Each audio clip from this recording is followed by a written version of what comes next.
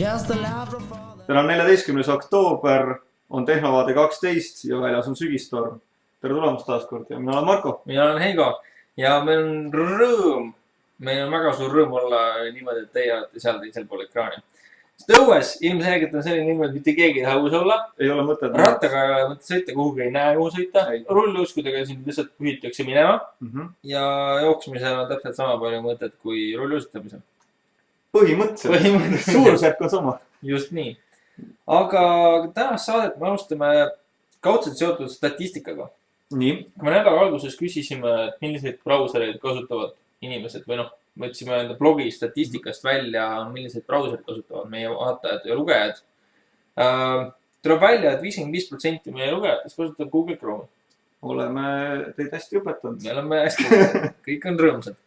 25% kasutab Internet Explorerit ja kui ma õigesti mäletan, see on 12% kasutas nüüd läks sassi midagi. 25 oli Firefox. Just, ja 12% on Internet Explorer. Nii et te olete tunduvalt ees ülejäänud maailmast, kus on vist 49% Internet Exploreri kasutajaid umbes, nii et aga see number kukkus esimest korda üle esimest korda üldse, kus olla 50%. See on väga hea. Sellest me rääkisime eelmises saates. Jah.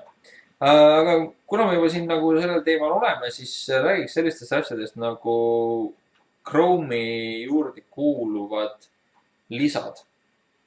Ja, et me oleme seda korraga niimoodi maininud oma blogis, aga mõtlesime, et teeme seda ka oma videos, et millised on ühed paremad, lahedamad meie lemmikud lisad, mis ühe brauseri juurde võiks panna.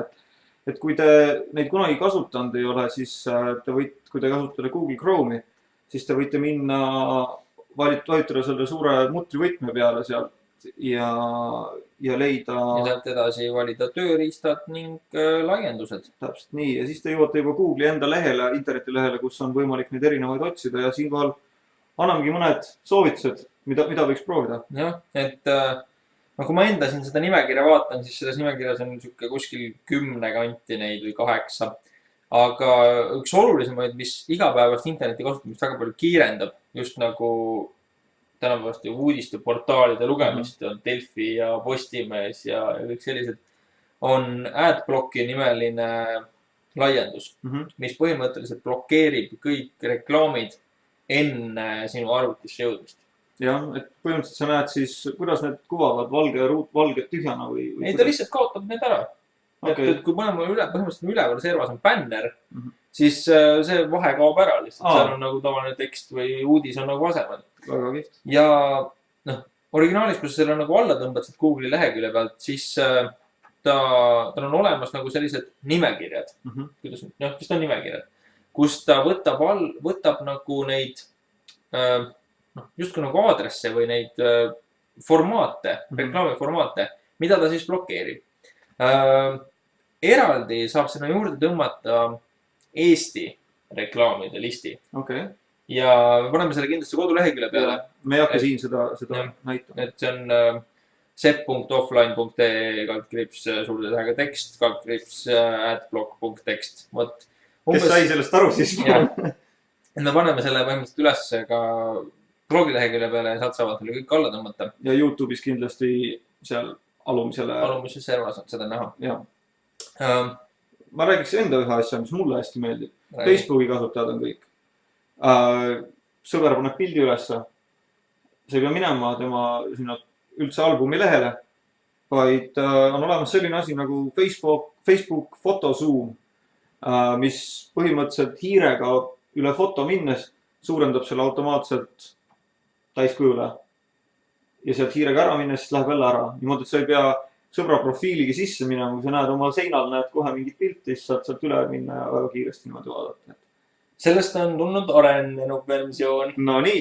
Selle nimi on Hover Zoom, ehk siis Hover Zoom, mis töötab täpselt samamoodi, liigud hiirega peale, aga ta toimib põhimõtteliselt kõikidel lehekülgedel terves internetis.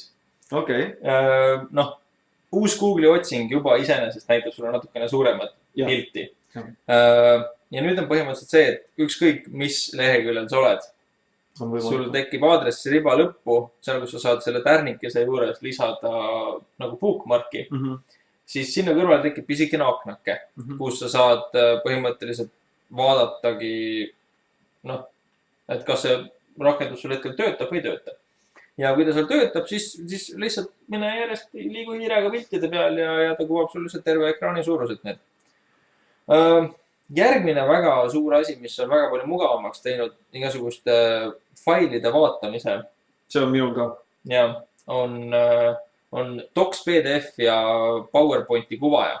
jah , põhimõtteliselt ta kasutab ära siis , kui te Google Docsist me oleme ka rääkinud oma blogis , ta kasutab ära selle võimalusi ja kui sa internetis kuskil on mingi link mingisugusele PDF-ile või Wordi failile või Exceli failile , siis sinna peale klõpsates mitte ta enam ei ava sul tervet Wordi selle jaoks , vaid ta lihtsalt avab selle sama asja kõrvalaknas , kõrvaltabis või selles vaheaknas ja sa näed seda lehte täpselt samamoodi nagu sa näeksid seda mujal , lihtsalt asi on palju kiirem , mugavam .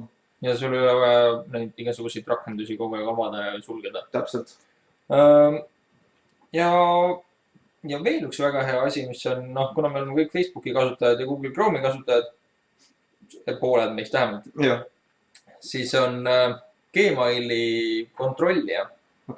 Ehk siis sul on täpselt samamoodi sinna üles serva aadressiriba taha tuleb siukene punane pisikene ümbrik, mis iga natukese aja tagant kontrollib sinu emaili postkasti. jah , aga see nüüd toimub siis ainult Gmailiga . See toimub ainult Gmailiga . Et siis, kui sul tuleb uus kiri, siis ta keerutab ennast korra ja sinna tuleb number alla, mitu sul neid kirju seal siis on. Sinna peale klõpsates ta avab sul uues vaheaknas sinu Gmaili postkasti . Ja sellest Google Mail Checkerist, see on see mu õige nimi siis, tuli välja ka uus versioon. Tuli Google Mail Checker Plus, mis põhimõtteliselt tekitab sinna samma selle punase ümbriku alla, et kui sa sinna peale vajutad, siis ta ei ava sul seda mitte eraldi aknas, vaid ta avab seal all. Ehk siis sul tekib kohe nagu eelvaade sinu kirjadest. Ja siis on sul neid võimalik seal kohe arhiveerida, kustutada ja siis nagu sealt kirjale vajutades siis postkasti minna. Aga need olid vaid mõned meie sellistest kiiretest soovitustest. Meil mõlemal on kindlasti rohkem neid asju siia installeeritud, et saatke meile emailiga või pange kommentaaridesse kindlasti, et mida teie kasutate, et jagada ka teistele nagu häid add-on'e, sest et neid on, või neid lisasid, et neid on siin äärmiselt palju, et üks inimene ei suuda neid läbi nagu surfata ja vaadata, mis need head on, nii et andke kindlasti teada. Aga interneti kasutamise juurest läheme järgmise asja juurde, mida ma arvan, et kas teadlikult või tahtmat või mitte teadlikult on kõik meid kõik kogenud, et see oli siis internet või tähendab Windows XP-ga ja uuendamata versiooniga Windows XP-ga. Ehk siis SP1 ja SP2. Ja SP-d on siis service pack'id, mis on sellised suured kogumikud, mida on Windows XP-le 3 tükki välja lasknud. Tarkvara uuendus põhimõtteliselt. Ja et ilma selle kolmanda installeerimiseta see veel toimib. Ja mis juhtub on see, et kui sul on, nagu enamusel meist on Wi-Fi läpakal kogu aeg avatud, siis kui sa kõnnid kuskile suvalisse kohta, kus ta vaatab, et okei, siin ma ei ole mitte kunagi olnud, et ma ei leia ühtegi minule tuntud Wi-Fi võrku, siis ta tekitab ingliskeelse fraasi free public Wi-Fi või siis eestlastel on siin läpakas ja lapakas, ja vist need ongi kaks põhilisemat asja, mis levinud on. Ja mis selle asja juures kõige kurvem on see, et sinule küll midagi ei muutu, sina internetti ei saa, aga sa hakkad tegelikult Wi-Fit välja jagama, et sa hakkad toimima kui Wi-Fi ruuter. Ja teised arvutid, Windowsi arvutid, kes on samamoodi sinu lähistel ja vaatavad, et ma ühtegi ei leia, aga ta leiab, oi näed, see free public Wi-Fi või see lapakas, et sellele ma olen ennem ühendatud olnud, et lähme sinna. Aga tegelikult muidugi sealt internetti ei saa ja ega ta tegelikult väga halba otseselt ei tee, kui teid ei ürita rünnata. Aga no Eestis ma võin öelda, et see on põhimõtteliselt olematu protsent. Me ei ole küll kuulnud ühestki juhust, kui keegi oleks nagu läbi teise wifi võrgu kellegi arvutisse roninud ja seal hakanud pahavara levitama. No põhimõtteliselt on oht, võib tekkida lihtsalt sellest, et kuna sa ühendad ennast enda arvuti nii-öelda vabatahtlikult, ühendad ennast teise arvutiga, siis on sinu arvutile lihtsam ligipääs, et ei pea läbi teiste seadmete minema mingi wifi ruuterite ja muude asjade. Et lihtsalt sihuke hoiatus, et me paneme sellest ka kindlasti uudise või siukse väikse juhendi üles, et kuidas sellest lahti saada. Ja kes ikka veel kasutavad vana Windowsi, siis palun uuendage ära see, et uskuge mind, Windows update'id on head. See väga palju seal ei saa juhtuda mitte midagi. Just. Ja hiljuti oli just see teisipäev oli Windows Patch Tuesday, mis on iga kuu teine teisipäev. Ja, jätke see kuupäev meelde. Jah, on kui Windows tuleb välja väga suure hunnikuga järjekordsetest uuendustest ja ma soovitan seal kohe nagu esimesel võimalusel ära teha. Ehk siis põhimõtteliselt meil see toimub siis kolmapäeviti. Ja, nii et ärge imestage, iga kuu teine kolmapäev. Jah, on teie arvutis all nurgas üks väikene kollane kilbike, kellel missugune seda ei täpselt ei tea. Jah, oleneb versioonist.